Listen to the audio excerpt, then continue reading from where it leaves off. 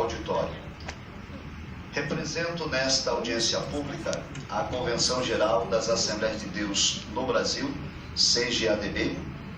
Nossa instituição é constituída por cerca de 100 mil pastores, entre consagrados e credenciados, e nossas igrejas comportam 22 milhões de brasileiros, entre membros e congregados, nos mais de 100 mil templos-sedes em todo o território nacional.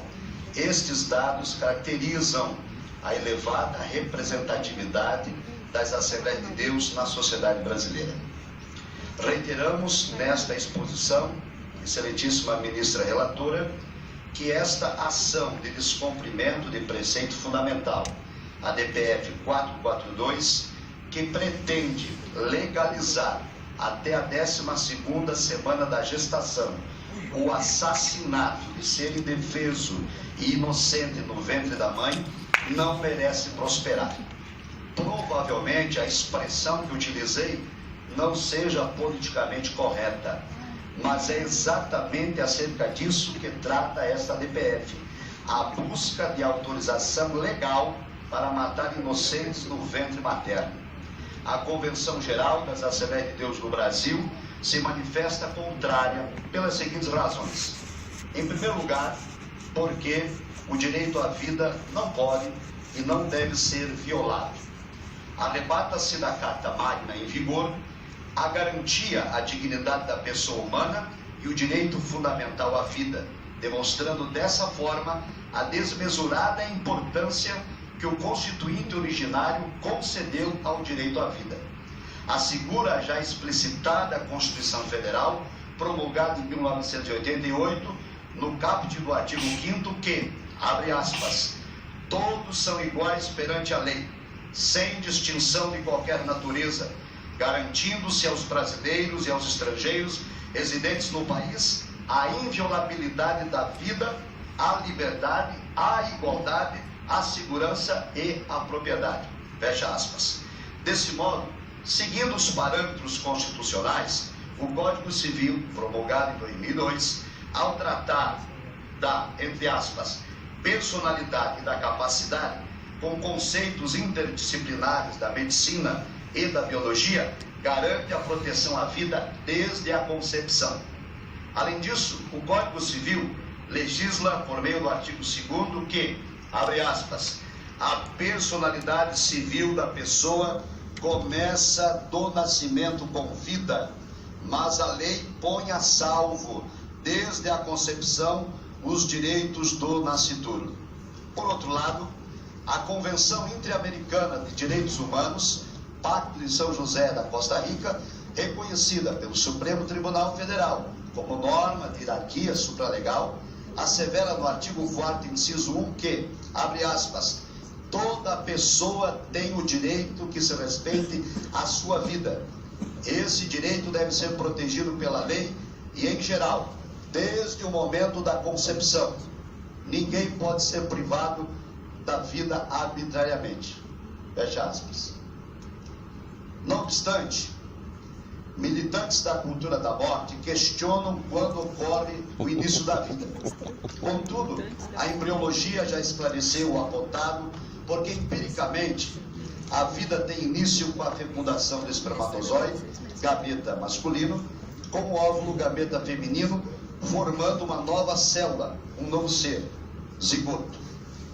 Expositores pró-aborto afirmam que não é possível, por meio da ciência, definir o início da vida. Então, com a devida vênia, aos indecisos e inseguros, cabe a aplicação de um preceito fundamental do direito. Na dúvida, pró réu. E que fique claro que o réu aqui é a verdadeira vítima, isto é, o ser vivo, inocente e indefeso no ventre da mãe. Quanto ao já citado artigo do Código Civil, a douta civilista Maria Helena Diniz o interpreta do seguinte modo, abre aspas, embora a vida se inicie com a fecundação e a vida viável com a gravidez, que se dá com a nidação, entendemos que, na verdade, o início legal da consideração jurídica da personalidade é o momento da penetração do espermatozoide no óvulo. Fecha aspas. Desse modo, Delta Ministra, fundamentados em tais dispositivos legais, arruaza-se com excelência o pretérito do início da vida, ou seja, na fecundação dos gametas. Portanto, a prática de abortamento, assassinar o inocente e indefeso ser no ventre da mãe, é atentado contra a inviolabilidade da vida e um insulto à dignidade da pessoa humana. Para nós, excelentíssima ministra relatora, data vênia, o ordenamento jurídico é claro, isto é, o direito à vida não pode ser mitigado por qualquer outro direito, haja vista que todos os demais direitos são oriundos do direito à vida. Aliás, todos os aqui presentes, os que defenderam e os que ainda vão defender o abortamento, só o podem fazê-lo por estarem vivos, por não terem sido vítimas do aborto praticado de suas respectivas mães. Por isso, reitero, o direito à vida não pode ser mitigado. No entanto, preocupa-nos as demandas judiciais disfarçadas de progressistas, mas que na realidade estão permeadas de viés ideológico, político, partidário. Igualmente, estamos apreensivos com os excessos advindos da cultura jurídica pós-positivista, que busca ir além da legalidade, que ultrapassa a letra da lei, permitindo ao julgador tornar-se simpatizante de ideologias e assim emitir juízos valorativos a fim de atender aspirações de supostos direitos de militâncias diversas que afrontam e desrespeitam os direitos fundamentais descritos no texto constitucional. Não existe, ministra relatora data vênia, preceito fundamental para matar inocentes. O preceito é pelo direito e pela inviolabilidade da vida. Em segundo lugar, esta DPF não merece prosperar porque o abortamento está em desacordo com a moral razoável dos brasileiros. Indiscutivelmente, a prática do abortamento é ato reprovável para a maioria da sociedade brasileira. Revela o censo de 2010 que mais de 85% dos brasileiros professam a fé cristã. E o ato de tirar a vida de outrem, seja de um embrião, feto, criança, jovem, adulto, idoso, saudável ou doente, é atentado à lei da ética e da moral cristã, pois viola o 6º mandamento do decálogo bíblico que diz: não cometerás assassinato. Discute-se que a questão em debate não pode ter parâmetro religioso e que somos fundamentalistas, fanáticos, extremistas, dentre outros termos pejorativos, simplesmente porque insistimos em defender a cultura judaico-cristã. Diante disto, eu me pergunto, desde quando que ter convicções religiosas, acreditar em Deus e ter a vida pautada na ética e na moral cristã tornou-se um ato criminoso nesta nação? O Brasil não é um país totalitário, socialista, fascista, marxista ou ateu. Vivemos em um Estado democrático de direito. Liberdade de expressão, de consciência e de crença nos são assegurados pelo texto constitucional e requeremos que nosso direito seja respeitado. Não obstante, apesar das investidas de desconstrução dos valores, é inegável que o tema abortamento não pode fugir do campo da ética e da moral. E é por causa disto, ministra relatora, que os militantes abortistas têm verdadeira aversão à realização de um plebiscito nacional, porque sabem que a opinião pública é contrária à prática do abortamento, inclusive com o voto desfavorável das mulheres, cujos direitos os ativistas alegam defender.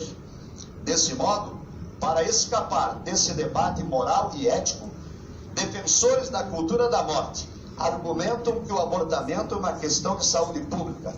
No entanto, os números apresentados são falaciosos, os dados são inconsistentes, as estimativas não têm comprovação oficial e as pesquisas são notadamente assinadas por militantes pró-aborto. Fundamentar uma decisão e promover mudanças de paradigmas em informações tendenciosas e questionáveis é atitude, no mínimo, desonesta.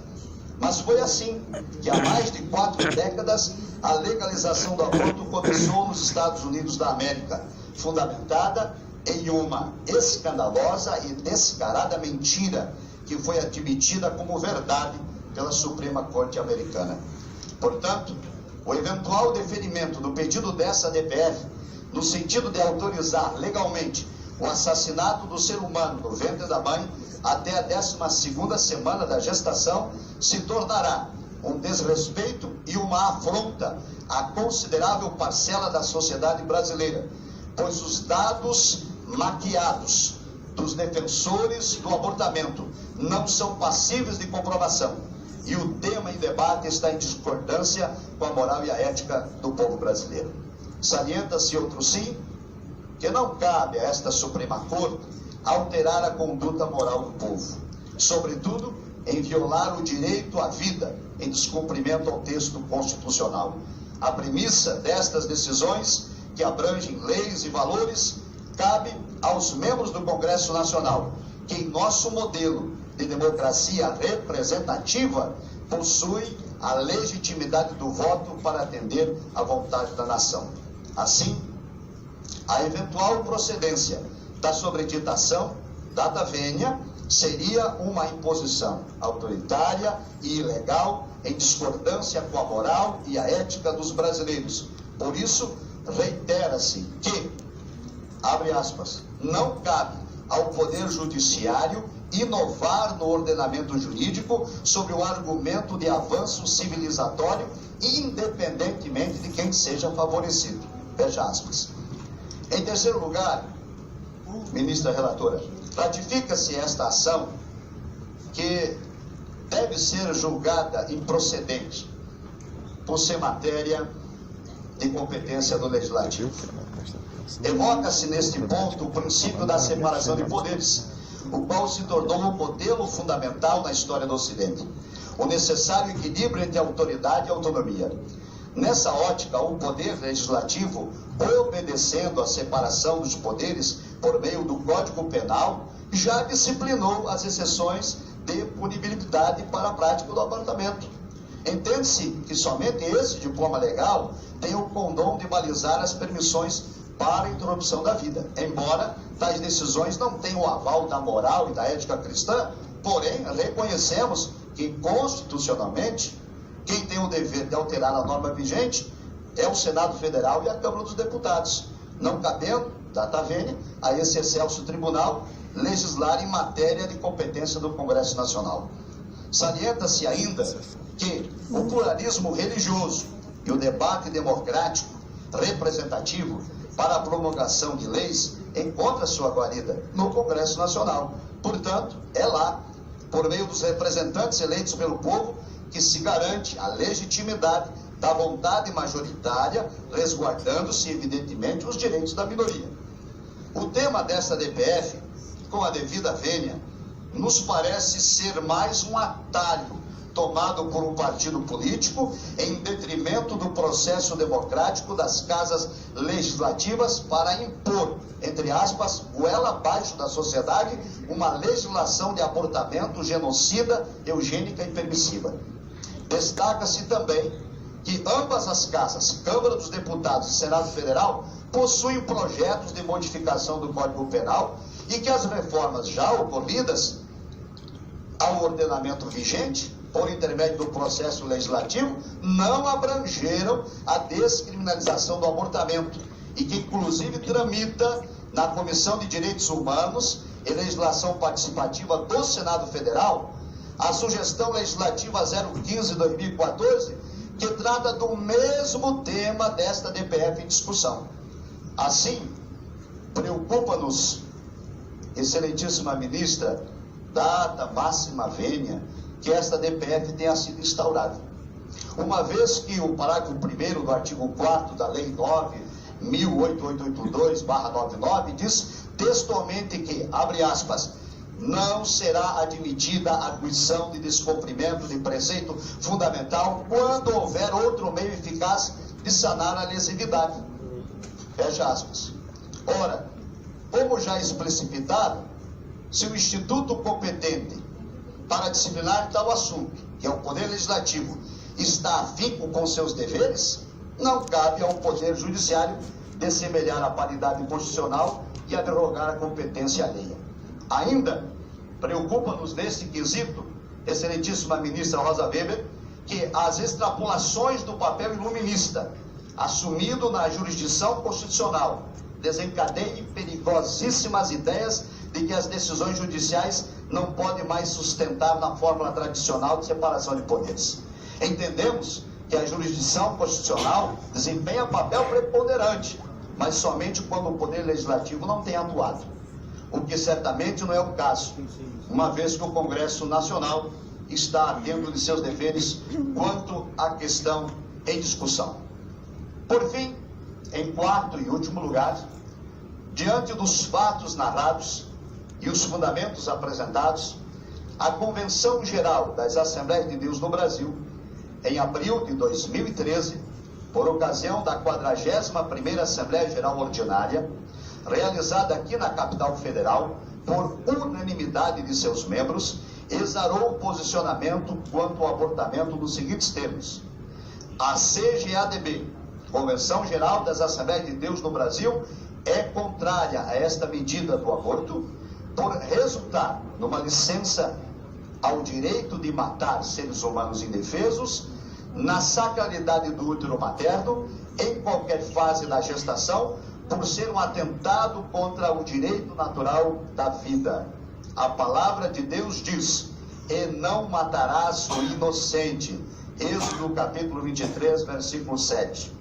Reitera-se que esta posição, excelentíssima ministra, representa a totalidade dos membros das Assembleias de Deus no Brasil, instituição fundada em nossa nação no ano de 1910 e que hoje abarca 22 milhões de brasileiros, um percentual considerável de cidadãos que integram o nosso Estado Democrático de Direito. E ao concluir, ratifica-se que somos contra a cultura que faz apologia à morte, defendemos a família e somos favoráveis ao direito inviolável e à sacralidade da vida. Nestes termos, solicitamos ao Excelso Supremo Tribunal Federal que vote pela improcedência da DPF 442. Muito obrigado.